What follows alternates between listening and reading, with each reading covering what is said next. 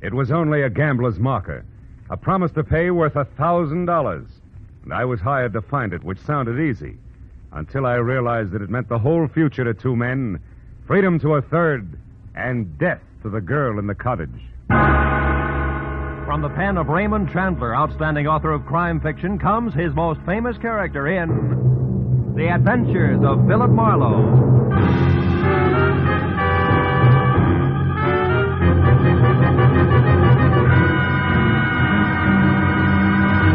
Now, with Gerald Moore, starred as Philip Marlowe, we bring you tonight's exciting story, The Promise to Pay.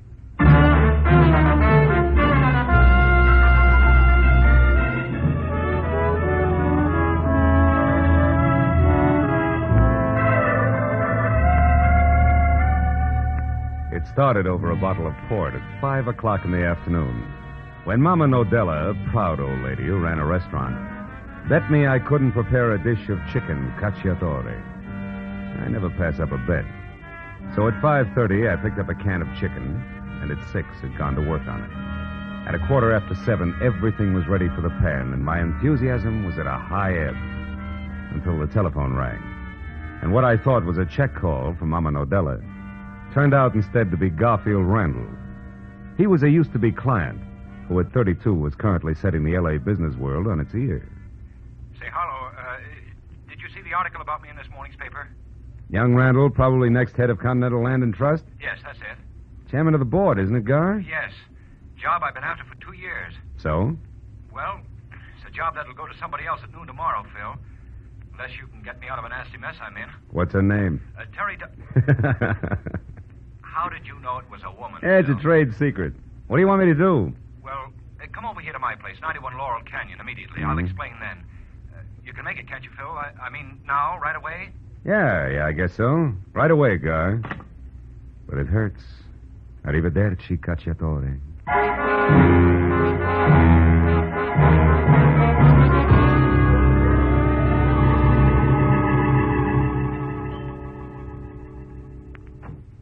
Oh, come in, Marlowe, quickly. I'm due there at 8, and it's almost that now. Small point, Gar, but just where is there? Oh, Terry Dodge's cottage over in the valley, 3840 Sunsweat Drive, just beyond Arthur Murray's place on Ventura. I'm expected because the lady wants $20,000 to keep her mouth shut. About what? The fact that a few days ago, an innocent evening with some new friends ended up with me gambling and losing $1,000 at Paul Naylor's club on Lancashire Boulevard, also in the valley, 3100 North. I didn't have the cash on me, so he took my IOU. Your marker would interest who in particular?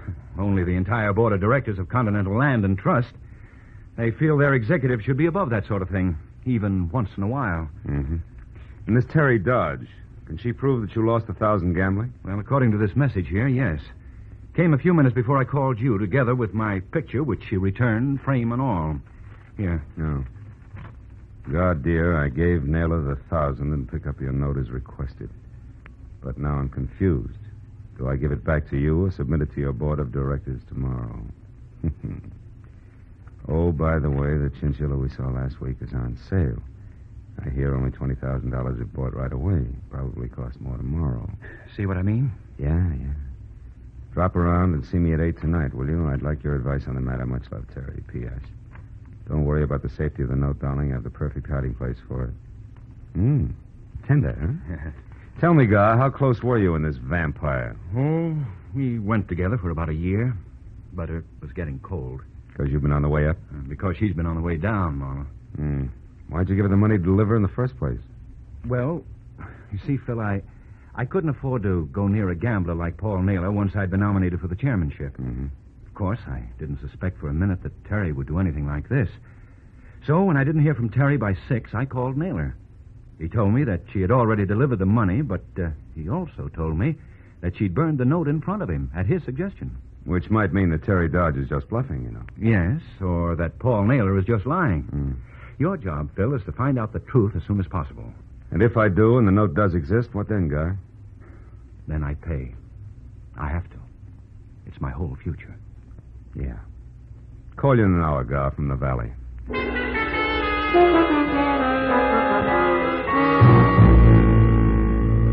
At after Randall generously settled the matter of my fee with 2 crisp $100 bills, I got into my car and wound through Laurel Canyon into the San Fernando Valley and Sunswept Drive, where I parked away from number 3840, which was the kind of all-alone green and white ivy-choked cottage that life insurance ads wonder if you'll own when you're 65 and out of work.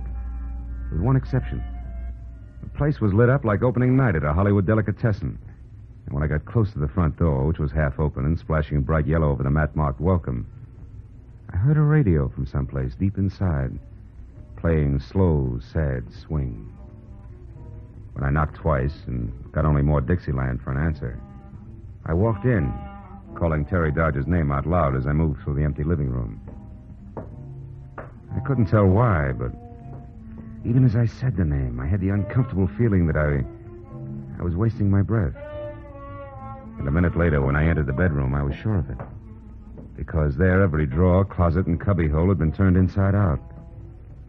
And in the middle of all that, and face up on the carpet, was the still form of a beautiful blonde woman in a black silk hostess gown.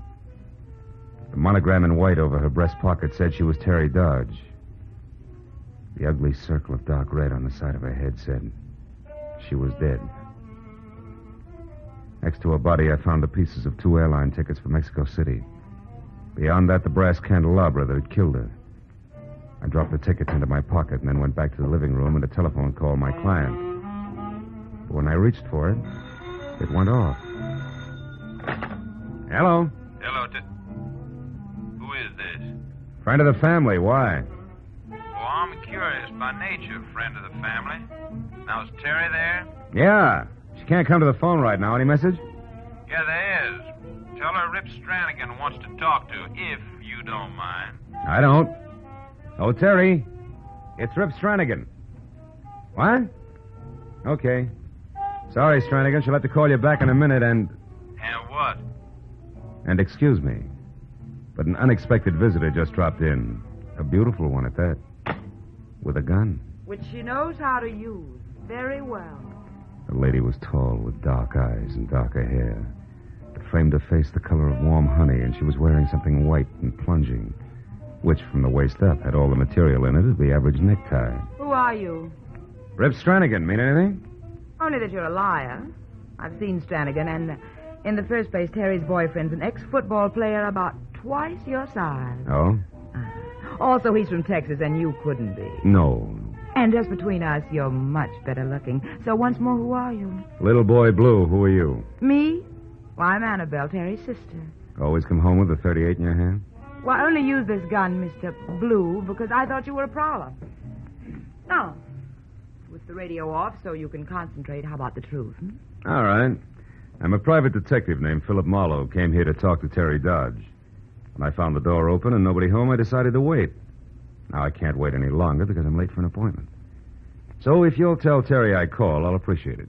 Good night, Annabelle. Wait a minute before you go, one thing. What's that? You were wrong about being little boy Blue. Oh? You're prettier. Good night. My ego sent the lady went for me. But my professional cynicism labeled her local Matahari and suggested that I keep both feet on the ground.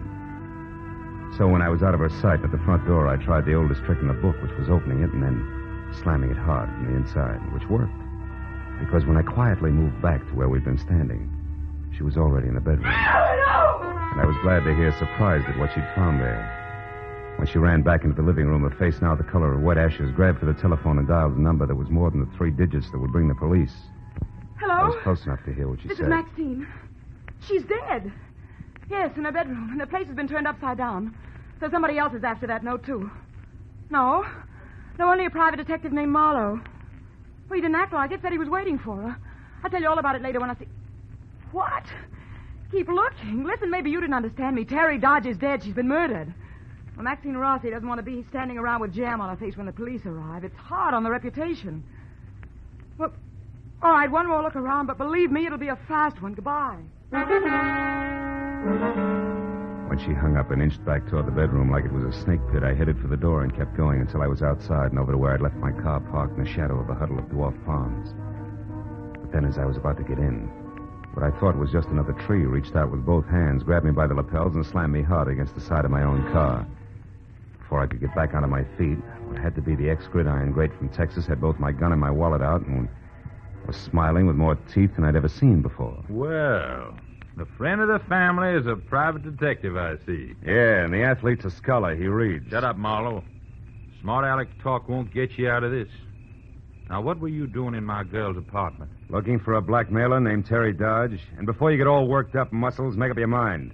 You want the truth or hot air out of me? You got a lot of nerve, fella. Doesn't answer the question. All right. I'll take the truth.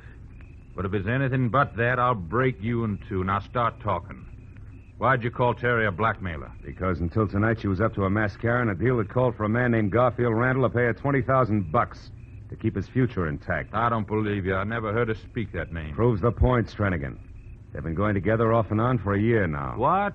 Why, just last night Terry told me that she didn't even want to see any other man. And as of last night, that might have been the truth.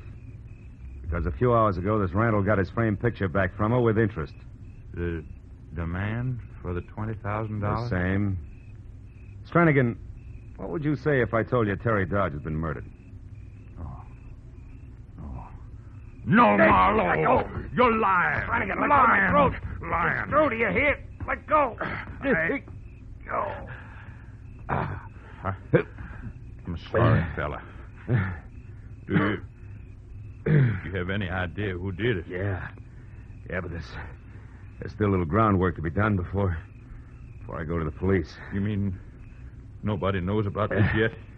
Outside of a girl named Maxine Rossi, someone she talked to on the telephone, and the murderer, no. Now tell me, Stranigan, did you ever hear Terry speak of either this Rossi girl or a gambling note that a guy named Paul Naylor held? No, I didn't, Marlowe. But where do those two fit in? That, Stranigan, comes under the heading of groundwork. Now, if you can keep all this under your sombrero until you hear from me again, I'll take my gun and wallet and get going. What do you say? I say yes. On one condition, Marlowe. When you do get to the killer, I'll get first crack at him. Fair enough. Now, where can I reach you? 4812 North Ogden Drive. You think you'll need any help? I don't know. Paul Naylor's my next stop, and according to the talk downtown, he's a hard man to get next to. I'll call you later.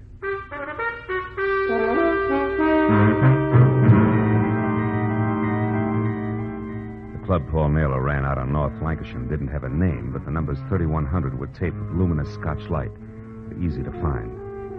However, unless you knew the man behind the peephole, you were nowhere.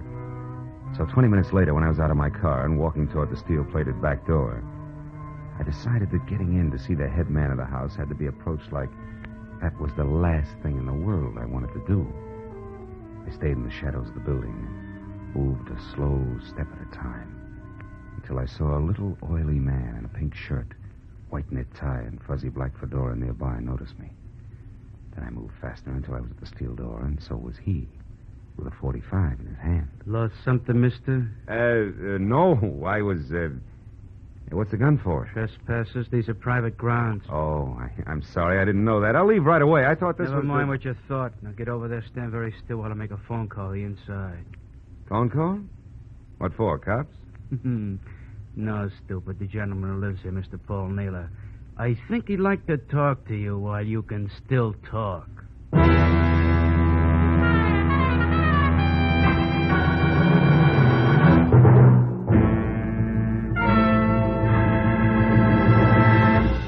In just a moment, the second act of Philip Marlowe. But first, a man who knows something about cars makes a better driver than a man who's completely blank about what's underneath the hood. And in the same way, a man who knows something about our American economic system is able to be a better citizen than a man who hasn't any idea at all about what makes the wheels go around. Understanding our system of mass production enables one to feel renewed pride in the high standard of living this kind of production has helped provide. And it's understanding, too, that enables us to work at some of our system's defects, like sharp ups and downs in prices and jobs. So read, study, listen. And with all of us working together, we can increase our productivity still further and provide for even wider distribution of benefits. Now, with our star, Gerald Moore, we return to the second act of Philip Marlowe and tonight's story, The Promise to Pay.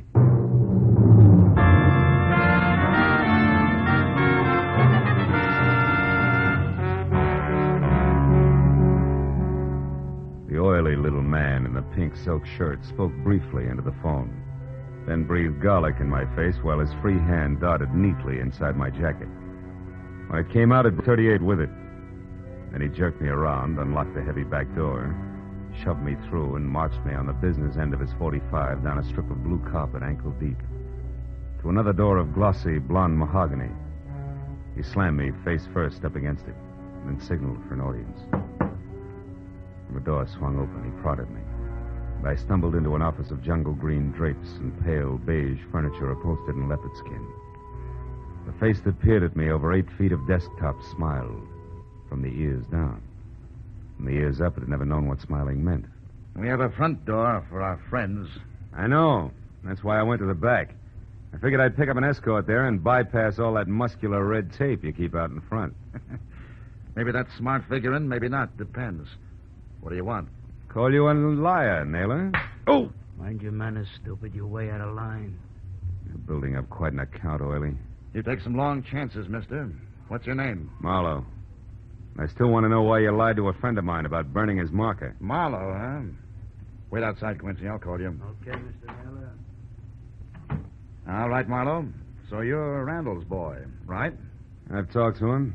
When Randall called you, you told him that his girl, Terry Dodge, had delivered the money okay, but that you saw her burn his marker. That's what I thought I saw at the time. What'd you really see? She put the marker in her purse and started out of here, but I called her back and told her to burn it. Why? Because I don't like my name floating around, Marlowe, especially now with things tightened up like they are. So she went over to the fireplace there and burned a piece of paper. But it wasn't the note, huh? Right boy. That call from Randall gave me ideas. I checked the pieces left in the fireplace, and they weren't even the same kind of paper as the marker. So somebody's shooting an angle, Marlowe, one with my name on it. I don't like that. I suppose you got the marker back all right. Not yet. However, I intend to. Mm-hmm. But on your first try, you got too rough too fast. And killed Terry before she talked. Is that it? You know, if I were you, I'd bite my tongue off before I'd say a thing like that. Even joking. Who's joking? Girl's been murdered your way. Smart people die every day. Lots of ways. Yes. Well, thanks for the information. Good night. Sit down. Wait a minute, Naylor. The interview's over. Not quite. What's Randall steamed up about? Blackmail, which puts you both in the same boat. If I get the marker to protect him, I have to protect you at the same time for no extra charge. Let's be sensible. Sensible? Okay. Quincy? Yeah, Mr. Naylor? I'm going out. Sit on Marlowe here. Real hard if necessary. Till I get back. Sure. It'll be a pleasure, won't it, Mr. Marlowe?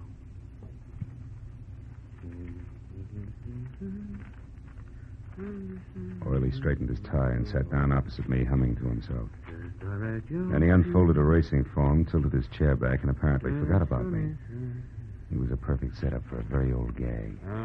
Because the 2 back legs of his chair were perched on the far edge of a green hooked rug that I could reach easily. His eyes okayed my request to light a smoke, and then dropped my matches. When I bent down to get them, I grabbed the rug instead and yanked hard. Couldn't resist, could you, sucker? I'm faster than I look. Come on, I should have known. Well, 100%. Now I got an excuse to work you. Wait a minute, Naylor will want to talk to me when he gets back, Stooge. You'll be able to talk, only maybe you won't think so good. Get back there in the corner. Go on, move. That's it. Now turn around and face the wall. He kept the 45 pointed at my middle even while he shifted it to his left hand. Then he dipped his right into the side pocket and brought it out, clenched around an ugly set of brass knucks. There was a tight knot in the pit of my stomach as he started toward me. I just made up my mind to try for his gun regardless when I heard it. When I turned and looked, Wiley was sprawled face down on the floor and sprinkled with chunks of shattered crockery, and standing over him like a victorious gladiator was Maxine Rossi. Marlowe, I came as soon as I found out you were in here. He is so vicious, this Quincy. Not at the moment, baby, thanks to you. But I don't get it. There's no How did time you... for talk now. Come to the roulette table as soon as you can. Hurry, darling. I watched her slip through a side door. Then rolled Quincy over, got my gun back in its holster, and all of 7 seconds later went out through the same side door. It opened into a lush room, 50 by 50, checkerboarded with people bunched around evenly spaced gaming tables. I moved toward the click of a roulette wheel and found Maxine there throwing blue chips around with a subtle recklessness that meant she had a fortune to squander or that she was a shill for Naylor. How's your luck, baby? Still holding? Uh-huh. It is so far. But it may change any instant now. Yeah, well, I guess it's my turn then. Come on, I'll pick up some chips. 10 black. Marlowe, we got to get you out of here. You work for Naylor, don't you, Maxie? Yes, but not like I'd work for you, Marlowe. Oh? He sent you up to Terry Dodge's place tonight. Find out what you wanted with that marker. And it was Naylor you called when you found Terry's body, huh? Yeah. He just left Marlowe not a minute ago. 50-00. Where was he heading? I don't know. But one of those scraps of paper that wasn't burned in the fireplace. There was a telephone number of a travel agency on it. He had that with him. A travel agency? Yeah. That might be the one shot I need.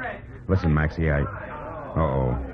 The boys have got me pegged. They're moving in. I was afraid of this. Wait till the lights go out, darling, and then run for it. The lights. Baby, I love you. What about you, Maxie? Don't worry. My father was a longshoreman in San Francisco. I'll know how to get away. She walked slowly as far as the back corridor, then started to run. And as the two gorillas angled toward the room toward me, I pretended to study the odds on the crap table while I edged for the door. They were almost up to me when the room went suddenly black. And a girl, Maxie. I ducked low and belted for the front entrance, all stops open. And a few seconds later, I was outside. I put 50 yards between me and the front porch before I so much as slowed down. When I did, I saw something else. Paul Naylor himself across the street just getting into his car. I pulled my gun out and ran for him. Hey, Naylor! Marlowe, how did you get...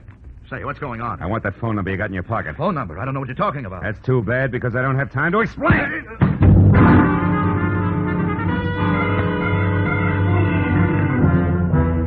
It was 5 minutes and all of 5 miles later when I stopped at a gas station and climbed into a phone booth to call the travel agency number on a half-burned piece of paper that I'd taken from Paul Naylor. I was sure now that at least I'd get an answer to fit the 2 airline tickets to Mexico City. But the girl who answered the phone exploded that dream with her opening line. Good evening, Canadian and Northern Railway Agency. Canada. It didn't make sense. On a hunch, I shot a girl with a description of Terry Dodge and hit pay dirt on the first try. A woman who matched it had made a reservation that afternoon to leave for Canada at midnight alone. But then the girl asked me a question. And the answer to that made my next stop my client as fast as I could get there. The drive into Laurel Canyon and up the twisting trail they call the road put some new gray in my hair. But before I got to Randall's house, I pulled over, parked, and climbed the rest of the way quietly on foot. A long brown convertible that wasn't Randall's squatted under the bushes beside the house. I crossed the patio and went in through an open window. I said, Randall. I could hear voices, so I inched along the back hall to an open study door and listened. And don't try anything cute, buddy, or I'll break you in two, and I mean it. Well, what do you say? Give me the money and I'll give you that marker. Well, How do I know you've got the marker? Where did you get it? I killed that double-crossing girlfriend of ours, sweet Miss Terry Dodge, to get it. That's where. What? You mean Terry's dead? Yeah. We were pulling this deal together and then going to Mexico. But she got greedy, was going to get the money and take off for Canada alone. So now I'm doing it alone. Get the dough, Randall. Time's short. Wait, I want to see the marker first. Well, sure. Hand me that picture there. That's right, pretty boy. The one Terry sent back to you today. Well, come on. All right. Here. Thanks. Hey, what are you... What? The marker. It was behind my picture all the time. Yeah, Terry was real smart. And so was that blabbermouth Marlowe. He tipped me off to the whole thing when he told me Terry sent this back to you today. The marker wasn't anyplace else, so it had to be here. And here it is, Randall. All yours. For 20 grand. No, I won't pay it. I had to pay Terry blackmail for that note, but I won't shield the killer. All right, Randall, have it your way. But I'm walking out that front door, and that means I gotta leave you dead on the floor. Randall, Doc! Not this time, Marlowe! Oh, Marlowe, that was awfully close. Never mind that. Come on, let's get him. Oh, you missed him. Yeah, stay here. I'll get him. Oh, my car. I left it halfway down the hill. He'll be 10 miles away the way he's driving before I can get to it. Well, he's got to be good to drive those roads that fast. Yeah. Bill. He went over. He was going too fast to get around your car. He went over. Yeah. And if anybody ever had it coming, it was Rip Stranigan. All American.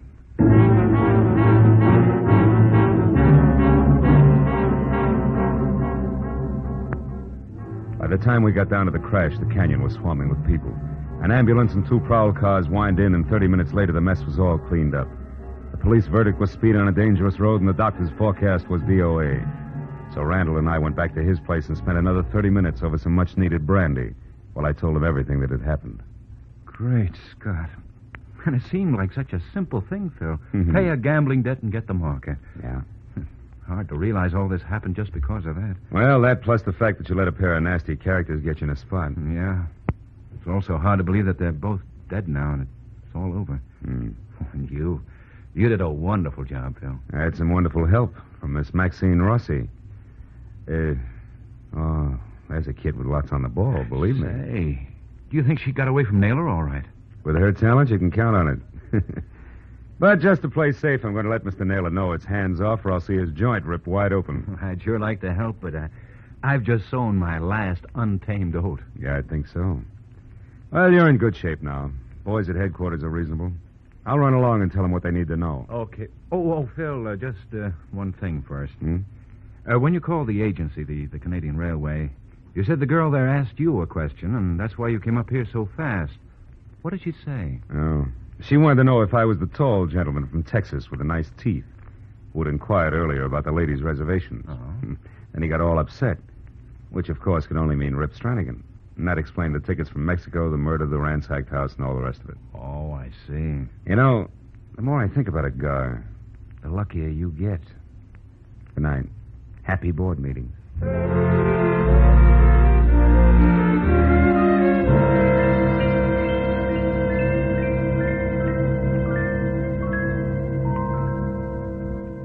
It was 2:00 in the morning.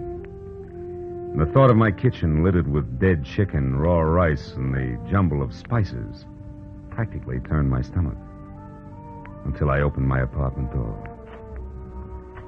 And then, one step at a time, I got it. The delicious odor of chicken, gacciatore, cooked to perfection.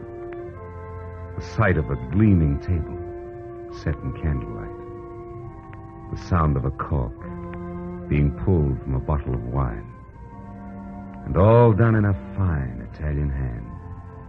The hand of a longshoreman's daughter from San Francisco. And then, a startling idea hit me. You know, if Maxine Rossi could only... But she can. You know this is dangerous? Oh, brother.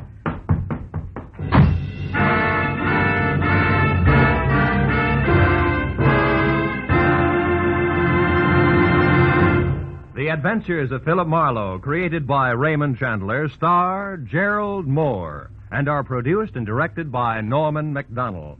Script is by Mel Dinelli, Robert Mitchell, and Gene Levitt. Featured in the cast were Bill Johnstone, Betty Lou Gerson, Barney Phillips, John Daner, and Jack Crucian. The special music is by Richard O'Runt. Be sure to be with us again next week when Philip Marlowe says... When it started, the tide was high on the San Pedro waterfront, and a hot-tempered kid had murder on his mind. But there was a knife at my throat, a beating under the piers, and a corpse on the beach before the tide went out again. And the kid was finally stopped.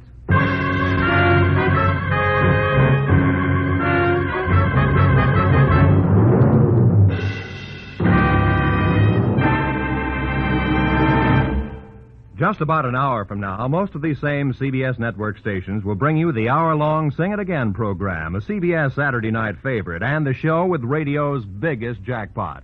Of course, tonight the jackpot's down to only $50,000 because last week somebody guessed the identity of the Phantom voice. Still, $50,000 isn't hay.